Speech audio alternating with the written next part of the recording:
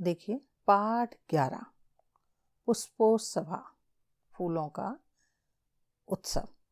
उत्सव प्रिय भारत देश। भारत देश उत्सव प्रिय है। अत्र कुत्रचित् शस्योत्सवः भवति, कुत्रचित् पशुत्सवः भवति, कुत्रचित् धार्मिकोत्सवः भवति, कुत्रचित् च यानोत्सवः। अत्र कुत्रचित् यहाँ कहीं पर शस्योत्सव भवति, फसलों का उत्सव होता है। कहीं पशुओं का उत्सव होता है, कहीं धार्मिक उत्सव होता है और कहीं यानोत्सव अर्थात गाड़ियों का उत्सव होता है। एतेषु एव अस्ति अन्यतमः पुष्पोत्सवः इति। एतेषु एव अस्ति अन्यतमः, इनमें से ही एक दूसरा पुष्पोत्सव इति फूलों का उत्सव है। इनमें से ही एक फूलों का उत्सव है। अयं फूल वालों की सैर इति नामना प्रसिद्धा अस्ति। यह फूल वालों की सैर इस नाम से प्रसिद्ध है। देहल्या मेहरौली क्षेत्रे अक्टोबर मासे अस्य आयोजनं भवति। देहल्या दिल्ली के मेहरौली क्षेत्र में अक्टूबर मासे अक्टूबर के महीने में अस्य आयोजनं भवति इसका आयोजन होता है। अस्मिन् अवसरे तत्र बहुविधानि पुष्पाणि दृश्यन्ते। अस्मिन् अवसरे इस अवसर पर वहाँ बहुविधानि अनेक प्रकार के फूल दृश्यन्ते देखे जाते हैं। परम प्रमुखम आकर्षणम तो अस्ति पुष्प निर्मितानि व्यंजनानि। लेकिन प्रमुख आकर्षण तो है पुष्प निर्मितानि व्यंजनानि, फूलों से बने हुए पंखे। जनः एतानि पुष्पव्यंजनानि योगमाया मंदिरे बख्तियार काकी इत्यस्य समाधिस्थले च अर्पयन्ति। जनः लोग एतानि पुष्पव्यंजनानि, इन फूलों के पंखों को योगमाया मंदिर में और बख्तियार काकी इत्यस्य समाधिस्थले और बख्तियार काकी की समाधि स्थल पर अर्पित करते हैं। केचन पाटल पुष्पै निर्मितानि, केचन कर्णिकारय पुष्पै, अन्ये जपा कुसुमै, अपरे मल्लिका पुष्पै, इतरे च गेंदा पुष्पै निर्मितानि व्यंजनानि नयन्ति। केचन कुछ पाटल पुष्पै निर्मितानि, गुलाब के फूलों से बने हुए। केचन कर्णिकारय पुष्पै, कुछ कनेर के फूलों से। अन्य जपा कुसुमै, दूसरे गुड़हल के फूलों से।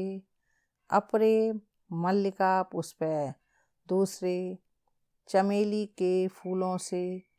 इतरे चा और कई गेंदा पुष्पै निर्मितानि व्यंजनानि नयन्ति, गेंदे के फूलों से बने हुए पंखे ले जाते हैं। अयम उत्सवः दिवसत्रयं यावत् प्रचलति। अयम उत्सवः, यह उत्सव 3 दिन तक चलता है। एतेषु दिवसेषु पतंगानाम् उड्डयन, विविधा क्रीडाः, मल्लयुद्धं चापि प्रचलति। एतेषु दिवसेषु, इन दिनों में, पतंगानाम उड्डयन, पतंगों को उड़ाना, विविधा क्रीड़ा, अनेक प्रकार के खेल, मल्लयुद्धम चापि प्रचलति, और मल्लयुद्ध भी होता है या कुश्ती भी होती है। विगतेभ्यः द्विशतवर्षेभ्यः पुष्पोत्सवः जनान् आनंदयति।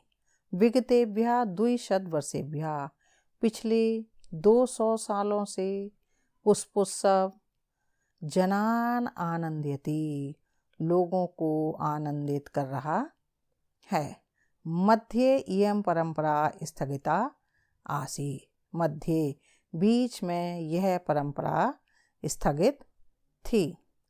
परम स्वतंत्रता प्राप्ते पश्चात इयं मनोहारिणी परंपरा पुनः समारब्धा। लेकिन स्वतंत्रता प्राप्ति के बाद इयं मनोहारिणी परंपरा, यह सुंदर परंपरा पुनः समारब्धा, फिर से प्रारंभ हो गई। पुष्पोत्सवा अद्यापि सोल्लासं सोत्साहं च प्रचलति।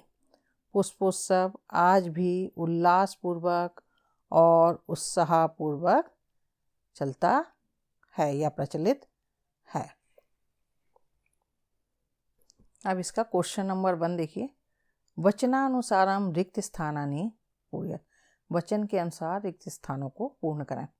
एक वचन, द्विवचन और बहुवचन का भरना आपको। उदाहरण के तौर पर आपका दे रखा मंदिरे, मंदिरयो, मंदिरेषु। तो इसका हो जाएगा, यहाँ अस्वरे लिखा, अवसरे कर लो इसको। अवसरे, अवसरयो, अवसरेषु। फिर है स्थले, स्थलयो, स्थलेषु। दिवसे, दिवसयो, दिवसेषु। क्षेत्रे, क्षेत्रयो, क्षेत्रेषु। व्यजने, व्यजनयो, व्यजनेषु। पुष्पे, पुष्पयो, पुष्पेषु। क्वेश्चन नंबर 2 देखिए। कोष्ठकेषु प्रदत्त शब्देषु समुचितं पदं चित्वा रिक्त स्थानानि पूरयत। कोष्ठक में दिए गए शब्दों में से उचित पद चुन करके रिक्त स्थानों को भरें। क्या हो जाएगा? भारते बहवः उत्सवा भवन्ति। भारत में बहुत से उत्सव होते हैं। सरोवरे मीनाः वसन्ति। सरोवर में मछलियां रहती हैं। जनः, लोग। मंदिरे पुष्पाणि अर्पयन्ति। मंदिर में फूल अर्पित करते हैं। खगाः नीडेषु निवसन्ति। पक्षी घोंसलों में रहते हैं। छात्राः प्रयोगशालायां प्रयोगम कुर्वन्ति। छात्र प्रयोगशाला में प्रयोग करते हैं, यानी जो लैब होती है प्रयोगशाला बोलते हैं। छात्र प्रयोगशाला में प्रयोग करते हैं। उद्याने पुष्पाणि विकसन्ति। उद्यान में फूल खिलते हैं। क्वेश्चन नंबर 3 देखिए। अधोलिखितानि पदानि आधृत्य सार्थकानि वाक्यानि रचयत। नीचे लिखे गए पदों को आधार बनाकर सार्थक वाक्यों की रचना करनी है आपको। तीनों जो कॉलम में से एक एक शब्द लेना है, तो आपका वाक्य बन जाएगा। वानरः वृक्षेषु कूर्दन्ति। बंदर वृक्षों पर कूदते हैं। सिंह वनेषु गर्जन्ति। शेर वनों में दहाड़ते हैं। मयूरः उद्याने नृत्यन्ति। मोर उद्यान में नाचते हैं। मत्स्यः जले तरन्ति। मछलियाँ जल में तैरती हैं। खगाः आकाशे उत्पतन्ति। पक्षी आकाश में उड़ते हैं। अब देखिए क्वेश्चन नंबर 4 देखिए। प्रश्नानाम उत्तराणि लिखत। प्रश्नों के उत्तर लिखो। जनाः पुष्प व्यजनानि कुत्र अर्पयन्ति। लोग फूलों के पंखों को कहाँ अर्पित करते हैं?